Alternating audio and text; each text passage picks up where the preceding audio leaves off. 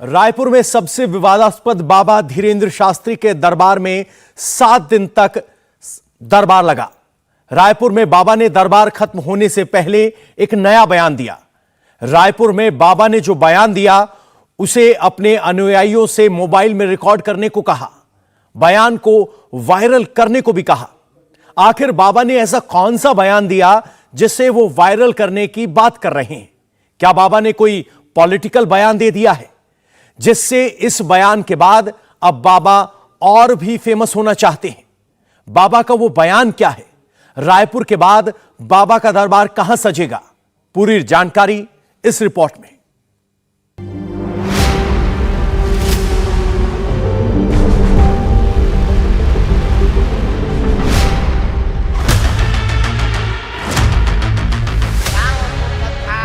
बाबा बागेश्वर उर्फ धीरेंद्र कृष्ण शास्त्री का दरबार छत्तीसगढ़ की राजधानी रायपुर में सजा।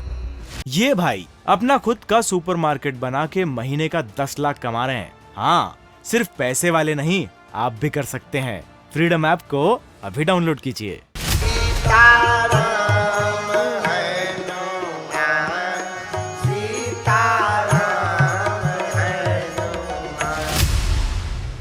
11 जनवरी तक धीरेंद्र कृष्ण शास्त्री की कथा और उसके दरबार की चर्चा भक्तों तक, उनमें आस्था रखने वालों तक थी।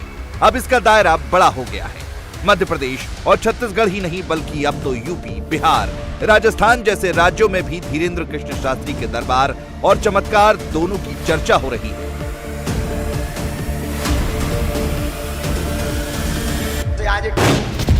बागेश्वर धाम सरकार मध्य प्रदेश के छतरपुर जिले में स्थित है। धीरेंद्र कृष्ण शास्त्री का दरबार यहीं सजता है। धीरेंद्र कृष्ण शास्त्री ने 5 जनवरी से 11 जनवरी तक नागपुर में अपना दरबार सजाया था, जहां से उनके चमत्कार को लेकर विवाद और चैलेंज की बात आई। इस वक्त धीरेंद्र कृष्ण शास्त्री छत्तीसगढ़ की राजधानी रायपुर में है। 17 से लेकर 23 तारीख तक यहाँ धीरेंद्र कृष्ण शास्त्री का दरबार सजा, मतलब 7 दिन। रायपुर से बाबा बागेश्वर उर्फ धीरेंद्र शास्त्री ने नया नारा गढ़ा है। और सुभाष चंद्र बोस जी के जन्मोत्सव पर उनका एक नारा था, तुम मुझे खून दो मैं तुम्हें। लेकिन हमने आज एक नया नारा बनाया है भारत के इतिहास में, तुम मेरा साथ दो हम हिंदू राष्ट्र बनाएंगे। हाँ, तुम हमारा साथ दो हम हिंदू राष्ट्र बनाएंगे। और एक बात हम प्रार्थना करेंगे भारत के लोगों, अब चूड़ियां पहनकर घर में मत बैठो। ये केवल बागेश्वर धाम पर उंगली उठाने की बात नहीं, प्रत्येक सनातनी पर उंगली उठाई है। अब बाहर निकल करके बताना ही पड़ेगा।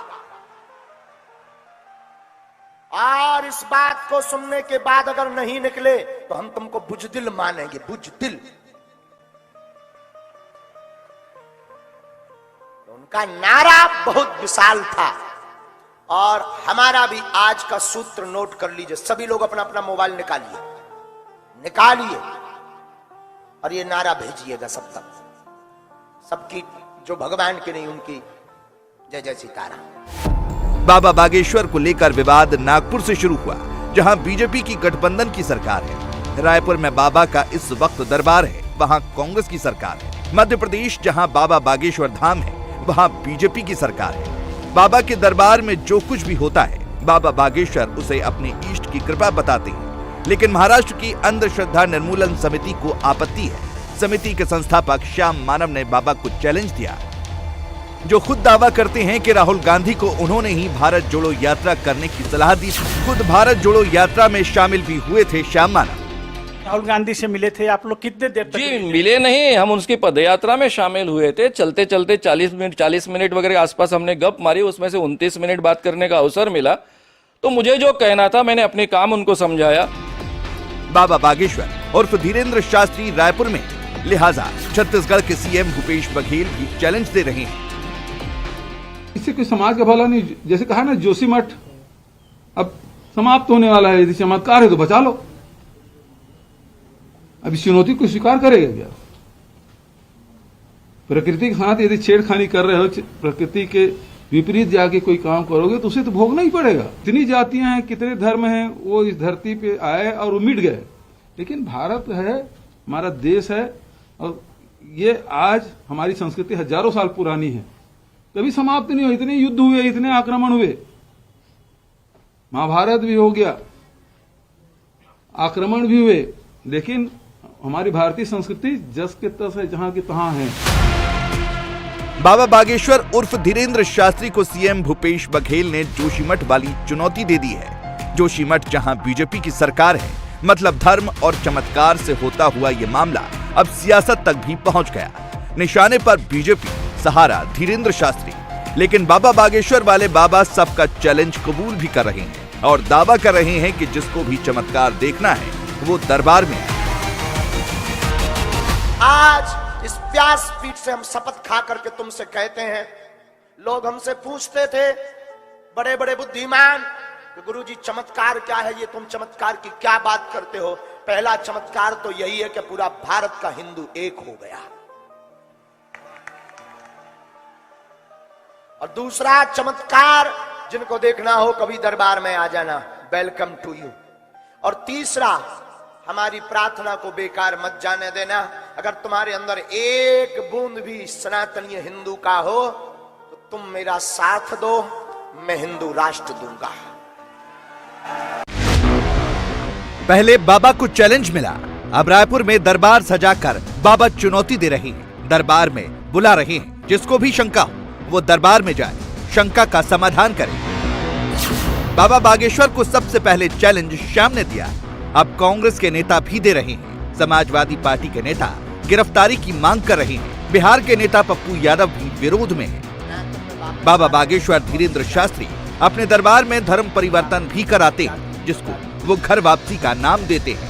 छत्तीसगढ़ के सीएम भूपेश बघेल ने धीरेंद्र शास्त्री से घर वापसी को लेकर ही सवाल किया है। धर्मांतरण है, घर वापसी की अच्छी बात है। मैं भी हिंदू हूं, मैं पूछना चाहता हूं वो उसे किस वर्ण में रखे हैं। यदि वो ईसाई है या मुसलमान है, उसको आपने हिंदू में मिला लिया, बहुत अच्छी बात है, लेकिन उसको किस में रखे हैं? शूद्र वर्ण में, वैश्य वर्ण में, कि क्षत्रिय वर्ण में, कि ब्राह्मण वर्ण में? किस में रखे हैं आप? उसकी शादी किस वर्ण में होगी, फिर किस जाति में होगी? ये व्यवस्था भी करें हम। हमारे जो लोग वापस कराए हैं उसको बताना चाहिए कि हाँ भैया तुम इस जाति में मिले हो, इस वर्ण में हो, ये बताए।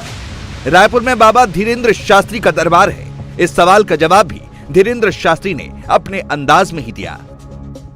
शास्त्री के आस्था पर सवाल उठा रहे हैं, उनकी शक्ति को चुनौती दे रहे हैं। वो सभी को दरबार में बुला रहे हैं, लेकिन उनके दरबार में जाने के बजाय छत्तीसगढ़ हो या फिर मध्य प्रदेश या फिर उत्तर प्रदेश, हर जगह से विपक्षी पार्टियों का सियासी विरोध मिल रहा है, तो वहीं धीरेंद्र शास्त्री को समर्थन भी मिल रहा है। मैं तो अंधविश्वास को मानता नहीं, मैं कोई चमत्कार है। अगर वास्तव में बागेश्वर वाले बाबा में चमत्कार है तो मध्य प्रदेश में 4.5 लाख का जो कर्ज है वो एक अपनी चमत्कार के द्वारा कागजों में समाप्त कर दें, मध्य प्रदेश का विकास हो जाएगा। जी जी जी। और क्या चमत्कार देखना चाहते हैं आप उनके? मध्य प्रदेश का विकास का चमत्कार करें। कोई भी अपनी झोली भरने के लिए, आश्रम को वैभव बढ़ाने के लिए, निजी स्वार्थ के लिए अगर कोई काम करता है तो मैं उसको चमत्कार नहीं मानता। वो तो एक तरह का जनता को गुमराह करना है। अगर ऐसे चमत्कारी थे तो महाराष्ट्र वाले एक नागरिक ने जो संस्था में उसका उनके विरुद्ध प्रकरण दर्ज कराया, तो रात में अपने 3 टप्पर लेके क्यों भागे? चाहे धीरेंद्र जी महाराज हों, चाहे जो भी हों, इनको सनातन के धर्मगुरुओं को, सनातन परंपरा में साधना कर रहे लोगों को गाली देना एक फैशन सा हो गया है। कोई मुस्लिम धर्म के प्रमुख को कुछ नहीं कह सकता, क्योंकि वहां तो शर्त से तन जुदा हो जाएगा। सनातन के सामर्थ्य को बिना विज्ञान के तराजू पर तौले हुए कोई अगर उनको गाली देता है या उनको अपमानित करता है ये दुर्भाग्यपूर्ण है। ये सनातन को चुनौती है, धीरेन्द्र महाराज को चुनौती नहीं है। धीरेन्द्र शास्त्री का जो लोग विरोध कर रहे हैं, सवाल उठा रहे हैं, केंद्रीय मंत्री गिरिराज सिंह उसे सनातन के खिलाफ बता रहे हैं, तो वहीं सुहेलदेव भारतीय समाज पार्टी के नेता ओम प्रकाश राजभर ऐसे नेताओं को अपना चश्मा बदलने की सलाह दे रहे हैं, जबकि समाजवादी पार्टी के नेता स्वामी प्रसाद मौर्य अंधविश्वास बता रहे हैं और जेल में डालने की बात दोहरा रहे हैं।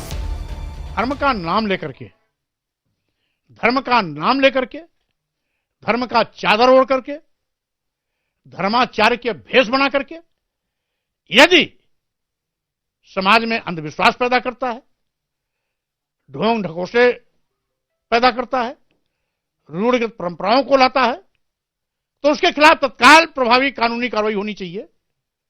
ऐसे लोगों को जेल में जाना चाहिए। सबके चश्मे अलग अलग नंबर के, अलग अलग चश्मे से अलग अलग दिखाई देता है। तो इन लोगों के जो चश्मे हैं वो गलत कंपनी में बन गया है।